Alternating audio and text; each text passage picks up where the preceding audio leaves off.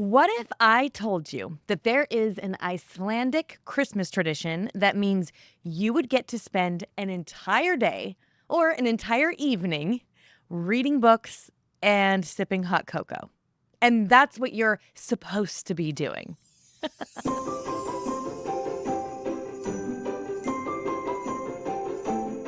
Hello, everybody. Do I have a treat for you? This is the Read-Aloud Revival, the show that helps you make meaningful and lasting connections with your kids through books. And I'm your host, Sarah Mackenzie. In this episode, we're talking about how to Jolabokaflod, and you do not want to miss this. What is Jolabokaflod, and why on earth are we talking about it? Jolabokaflod can be translated as Christmas book flood or Yule book flood. This is an Icelandic tradition where you gift members of your family with new books, and then you drink hot chocolate and basically spend the whole of Christmas Eve reading those books. So basically, it's a Christmas evening set aside for reading and chocolate. If I didn't get your attention before, I've got it now. In Iceland, this tradition originated during World War II, when foreign merchandise was restricted and paper was just about the only thing that wasn't rationed in Iceland. So basically, publishing houses flooded the market with new books during the last few weeks of the year. It was a Yule book flood, a Christmas book flood. According to NPR, even today, a book bulletin is actually delivered to every Icelandic home in mid-November, listing new titles and books all in preparation for Jolabokaflod, because that's when all these books are flooding the market. It's pretty fabulous. While I was preparing for this episode, I also came across some really interesting information. I didn't know this before, but Iceland is a very bookish country. One recent study from 2019 showed that an average Icelander reads 27 books per year. 27 books in a year. In America, our average is 4 books per year. And of course, that's an average. So we know that means a few people read a lot and most people read nothing at all. 27 books a year. Plus, get this, 1 in 10 Icelanders go on to publish a book of their own. That's kind of amazing. I mean, of course, a bookish tradition like Jolabokaflod would come out of such readerly magic. Oh my goodness. Okay, so let's talk about what you really want to know. How can we adopt the tradition of Jolabokaflod with our own families? Well, I am here for this. I'm here for this conversation. I'm here for Jolabokaflod. And as far as I can tell, keeping Jolabokaflod simple is really the heart of it. It's an invitation for us to do less, to connect more, to connect with each other and connect with books. So I want to invite you, as I'm talking about this, and as you hear some others talk about what Jolabokaflod looks like in their homes, I want to invite you to keep this super simple. Avoid any temptation you might have to complicate it or to make it anything else than the very, very simple invitation of books and chocolate and time set aside. Let me invite you to settle on your Jolabokaflod for this year in 2 very simple steps. The first step, pick a date. Now, I mentioned in the intro that the Icelandic tradition is to do this on Christmas Eve. And when I first heard about this tradition, I was kind of bummed actually, because I thought, we already do things on Christmas Eve, right? We already have our Christmas Eve traditions. We're going to church. We're visiting grandparents oftentimes. We're opening our new pajamas. We sort of have our own Christmas Eve things. So it's helpful for you to remember that you can do Jolabokaflod anytime that works for your family. Just pick a different day if Christmas Eve doesn't work for you. You can do it anytime you want. You could do it on New Year's Eve. You could do it on the Feast of Epiphany, which is January 6th. I actually usually pick a date during that week between Christmas and New Year's. It's such a gloriously quiet week, right? Like the world does not expect anything from you. So I love picking an evening during that week for Jolabokaflod. Just look at your calendar. Choose your day for Jolabokaflod. Safeguard it. Don't let anything else in there. Set it aside for Jolabokaflod. Actually, one of our premium members, Megan, told us that she doesn't even do Jolabokaflod on one day at all, but more of over the whole month.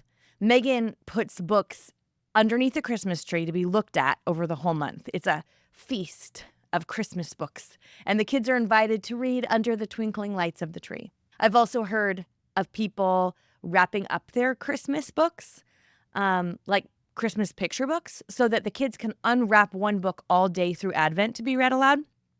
That seems like a lot of work for me. I love this idea. When I see pictures of it, I always think, oh, I love that. I'm also not the kind of person who has the wherewithal to wrap 24 books. It would never happen. I have, however, heard of a few hacks to make this easier. If you like the idea of having your kids unwrap a book like every day all through December, you could use one of those reusable gift bags and just each morning grab a Christmas book. Like maybe you keep the Christmas books in your closet or something. And you just pick one, you stick it in that gift bag, and you bring it down, and everybody opens it up, in the morning, breakfast, and you read it aloud. And then you can just use that reusable gift bag. This includes no wrapping. This is much more doable, I think. Much more my style. The bottom line here is that you can make Jolabokaflod work for you. Just look at your calendar and pick a date that works for your family, and then save that day or that evening, and that's for Jolabokaflod. We don't do a whole day in my house. We just do an evening. It's basically from dinner on. Now, once you've got a date, you should do step 2, which is to decide what Jolabokaflod is going to look like for you. I really, really, really want to reiterate that you want to keep this simple. Don't overthink it. Don't overcomplicate it. The simplicity of Jolabokaflod is part of what makes it work and part of its magic. Jolabokaflod is basically books plus magic and time set aside, right?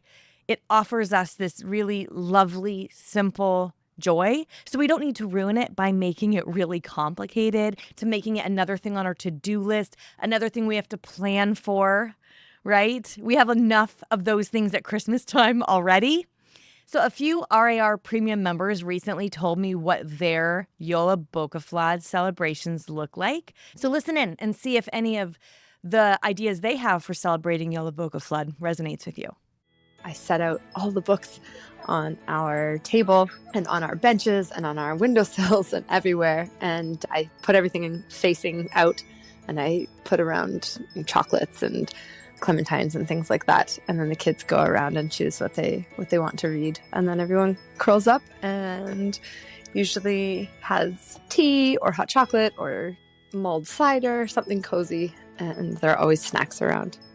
What we like to do to celebrate is just spend an entire day reading. We just like to have a lot of snacks. We take pressure off of chores and cleaning and doing any kind of work. We have fires in the fireplace. We have lots of snacks like popcorn and charcuterie boards. Sometimes we've bought new books for that day, and other times we just read books that we already have in the house. Another member told us that she gets Trader Joe's variety pack of hot chocolate, and then she lights a bunch of candles. She buys a used book for each of her kids, like a special book for each of them. And then on this night, when she's got the variety hot chocolate pack and the candles, she lays out all the books in the living room. And when the kids come out from the hall, there is a flood of books in the living room. And they sit together and they read for the evening, sampling all the different hot chocolate flavors. The common theme here is that books are read, treats are shared, and there's time set aside. Books, treats, time set aside. Those are the 3 ingredients you need. Whether you want those books to be new gifts or just books you already have on your shelf, or books you got from the used bookstore, or books that people are already reading, it's completely up to you. Whether you want it to be, a mug of hot cocoa and a candy cane, or something a little more involved, something a little less involved, that's up to you, right? You're just setting the stage. You're setting aside time and then figuring out what you're going to read and what you're going to offer as a treat. Do this as a whole family, and it feels like a gift. It feels like this tradition that you're giving each member of your family. The gift of time set aside for treats and books, guilt-free, time to be together. Enjoy some reading time. Keep this really simple because you already have a lot on your to-do list right now, so you don't need to make this another to-do. You can actually sink into it like a gift. And actually, to that end, there's one other piece of advice that I think we might want to consider, and that is to simplify dinner on this particular evening, whatever evening you want to do your Jolabokaflod on. So often as the merrymakers in our families, we work ourselves to death making everything warm and cozy for our families, right? It's really easy to do that in a way where we don't get in on the merrymaking or the joy of the tradition ourselves because we're working so hard making it cozy for everyone else. Like I'm so busy picking out books and making treats for Jolabokaflod. Maybe I'm wrapping gifts at Christmas and I'm going to go planning when we're going to go drive around to look at Christmas lights, or when we're going to go see that live nativity, or when we're going to go to the Festival of Trees, or go to the Christmas play or Christmas caroling, or whatever it is that you do at Christmas time. But there's so much doing. And we are the principal merrymakers in our homes. And so we're sometimes so wrapped up in that doing that we don't really get to sink into the leisurely joy of the season. And I think we can let Jolabokaflod be a tradition that you get to sink into, right? That you get to take joy in. At my house, I am going to be ordering pizza on Jolabokaflod night. That is what we do on Jolabokaflod night. Nobody's cooking. We use paper plates. Nobody's got to do dishes. And then I put out a hot chocolate bar where people can make hot chocolate and put different toppings on it. Nothing super fancy, just a few different toppings and books. That is what happens at my house on Jolabokaflod night, and we love it so, so, so much. Remember, Jolabokaflod is not just for your kids. It's for your whole family, and that means you as well. That way, it's a tradition that the whole family enjoys and loves. I'll be back in 2 weeks with another episode, but in the meantime, you know what to do. Go make meaningful and lasting connections with your kids through Jolabokaflod.